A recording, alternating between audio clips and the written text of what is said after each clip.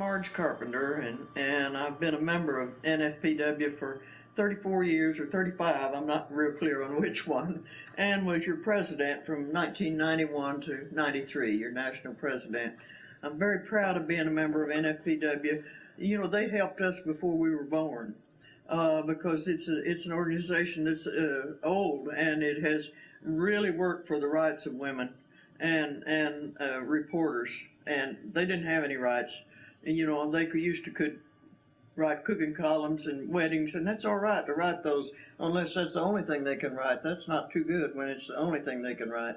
I was in newspapers, small newspapers in Texas, back when women reporters really had to fight for their rights. And I remember one time that there was a bad oil well fire out in Jal, New Mexico, and I was then working on the Andrews County News.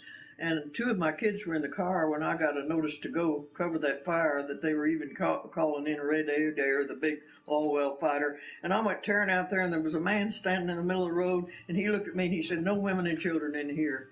And I told my two kids, "Get out of the car," and they did, and I held out my press pass, and I said, "Now I'm not women and children, I'm a reporter, get the hell out of my way." The press women helped me.